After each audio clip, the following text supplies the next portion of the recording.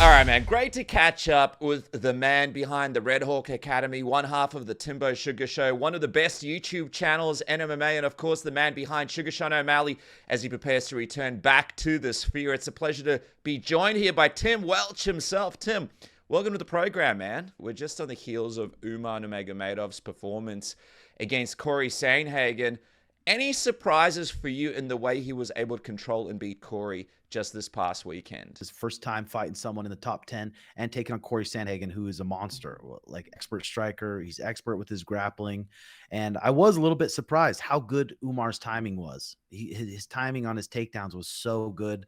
He was getting into his double legs. He was getting into his single legs, his high crotches. Cory defended him early on. And when you defend someone's shots like that early on, it can break people mentally, but he kept up the pace. He stayed sharp and disciplined for 5 rounds and was able to take out Cory Sandhagen. So that was a huge win for him, huge statement in his hometown too. And now he's 17-0, I believe. And now he'll probably move into the top 3 in the bantamweight division. So that was definitely surprising by him. And it just shows how skilled he is for sure. What did you think of the striking? Because obviously he's known for his wrestling, but we saw a little bit of strike in there as well. A lot of his last fights, I mean, all of his fights in the UFC, he's a heavy kicker. He kicks a lot. He throws lead head kicks. He throws a lot of teeps. He's pretty athletic with his kicks. So I wasn't surprised to see him mixing his takedowns against Cory and show more of his wrestling, and not give Cory a chance to start piecing him up and confusing him. But Umar's well-rounded. He kicks a lot. He trains with their Nurmagomedovs. He's a serious problem for sure. What do you think? I mean, you're focused on Merab right now, and that's a big challenge all in itself. But what do you think of him as a potential challenger for Sean? I saw Sean do some comparisons between sort of Conor and Khabib, but he can actually get this one done.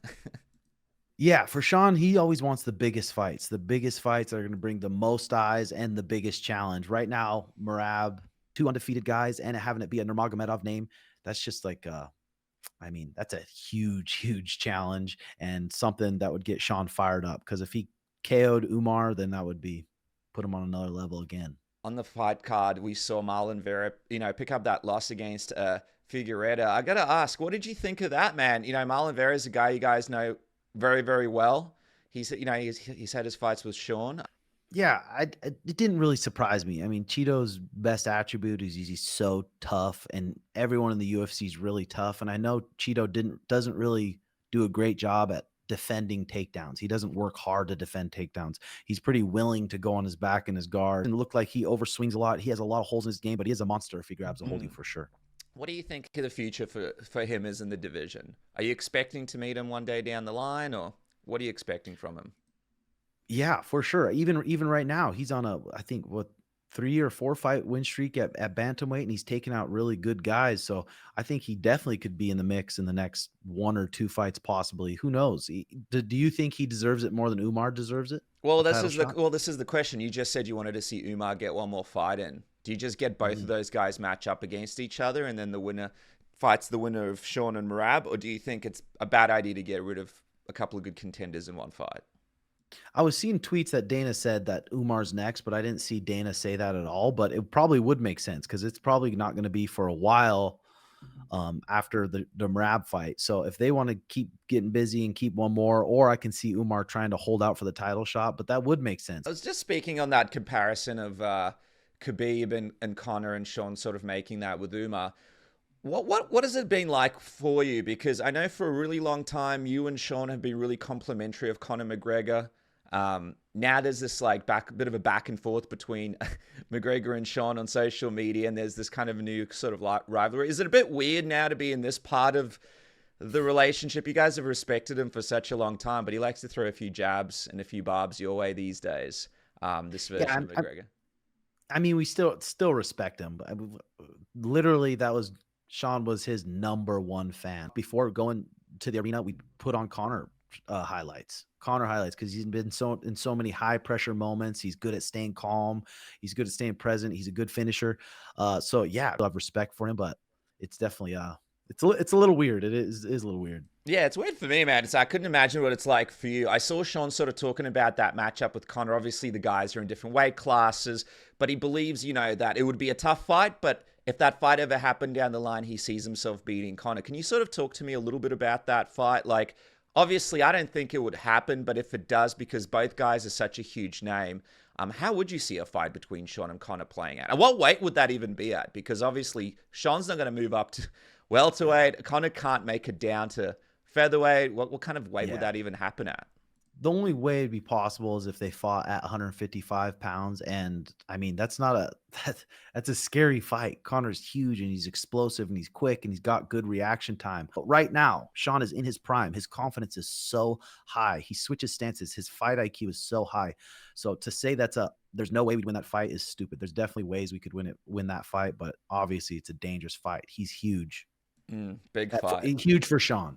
Yeah. Well, he's walking around. He's that Roadhouse Conor McGregor, right? He's walking, he's walking around naked, just kicking people in the head. All right, let's talk about Merab. I saw the behind the scenes video from the promo shoot with Sean O'Malley and Merab. What was your reaction when you saw Merab? He didn't seem very happy with you, and what was your reaction when you saw that video come out? Initially, I thought it was because I said we're going to target his nose in an interview, which isn't a lie. I mean, it's not a lie. And I've never really said fight words to those guys. But then Merab tweeted out and said, next time I see you, I'm going to take care of it or something. And it's like, come on, brother. I haven't trained martial arts my whole life for a little 5'4" guy to try to punk me out.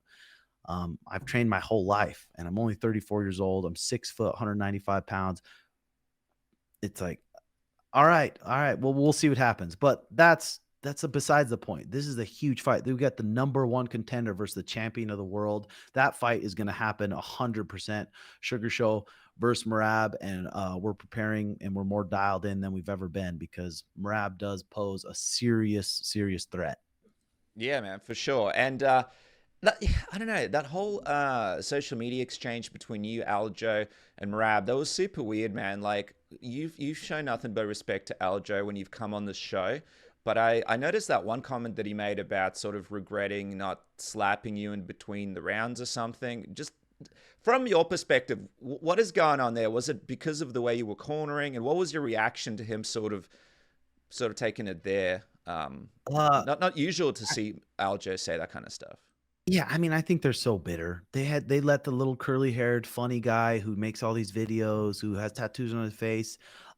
He's just Sean flatlined him. He punched him and he dropped bombs on him, hammered him, forced him to turtle up. In this world title fight with the world championship on the line, and you're fighting the Sugar Show. I'm glad you were thinking about me and not thinking about the fight you were in. Was it so the way you call the fights? I mean, the way you corner the fights. Sometimes you might yell out a call to the opposition, right? Is that something like that? Like, not really, because Aljo said that didn't sometimes. affect him. Aljo said that didn't really impact him. Yeah, I've had it done for me in my fight career. I think I've had 23 professional fights and 10 amateur fights, and 4 of those professional fights were on the TV shows. But I've had cornermen talking about opposite cornermen saying what I'm going to do. And it's I mean, you hear it. You hear what's saying it. Sometimes you have insecurities in a fight. Sometimes you don't. But for them to hear that, maybe something they're insecure about or a fear of going into a fight when he got knocked out by Marlon, and that's in your mind when you're going against a KO striker. That's in your mind. So to put it in his mind during the moment, like I said, whether it helped, whether it didn't, it's the art of war. It's the art of war. And he's in there. He's trying to beat my friend up. He's trying to take my friend's money. If he had the chance to get on Sean's back and break his spine, he probably would. And he's trying to knock my friend out too. So it's like, yeah, I don't know. I don't know. Well, sorry. Like I told you, I drank this 4 milligram THC drink. It's this hydrating drink. It has a little THC in it. And I forgot about our interview and I drank it before. I'm trying to keep it together here. All good, man. All good. Well, you let me know how you're going. Just quickly on that whole situation. Obviously, you got the fight week coming up at the Sphere. You know, I imagine you'll be around Merab and Aljo a little bit as you guys sort of go through fight week. What's your expectation there? And if like Merab or Aljo do approach you, mentioned, you know, you've been in martial arts your whole life. You're not the kind of guy that's going to, you know, be taking a step down. What would your sort of response to them be if they kept trying to sort of challenge you, or Merab kept trying to sort of challenge you to these fights? It's probably not smart for Merab to do that fight week. Maybe after the fight, you got the biggest fight of your life against, and you got the opportunity to get a world championship. So fight week, stepping into my face is probably not smart. You got a fight ahead of you that you're going to get paid for. So taking on me is not very smart. But we'll see. We'll see what happens. It's like if they think our team is gonna cower down to their team like Cejudo's team did, then they're gonna be wrong. They're wrong about that. Is a part of you kind of does a part of you kind of laugh at it as well, because it's almost like, a part of fights is getting into people's heads, and it kind of feels like these guys, well, Merab is pretty focused on you. He's got a big challenge in front of him in Sean O'Malley, and you're going to be there in the corner as well during the fight. So does part of you kind of laugh about that? I mean, like I said, I mean, it, it's the art of war. If you've ever read that book, there's different ways to go about war, and that's what it is. And if we do run into them and there's no people around, well, I guess we will find out. But the number one thing, the thing that's gonna happen 100% is Sean's fighting Merab. Mm. Are you going to try and throw out a few calls to Merab just to fuck with him in this? I don't think he's just I don't think he's going to be there. He's going to be so tense in there. He's going to be so focused. That kind of stuff's not going to help or not going to affect us.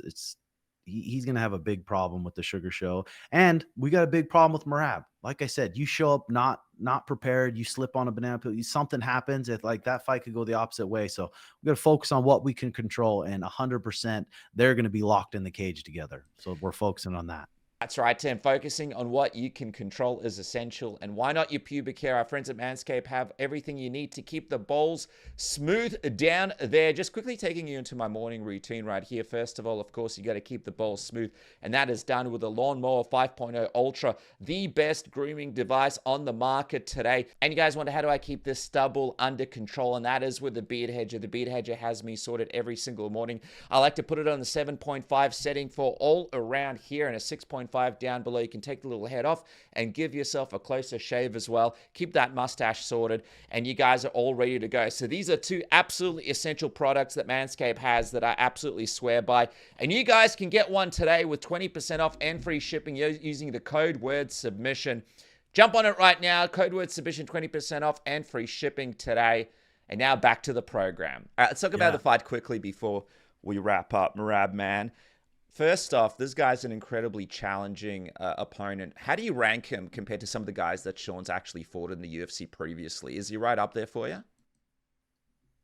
Yeah, when it comes to just gas tank and getting tired, if you're going in a fight, you're going to fist fight Merab or Peter Yan or someone.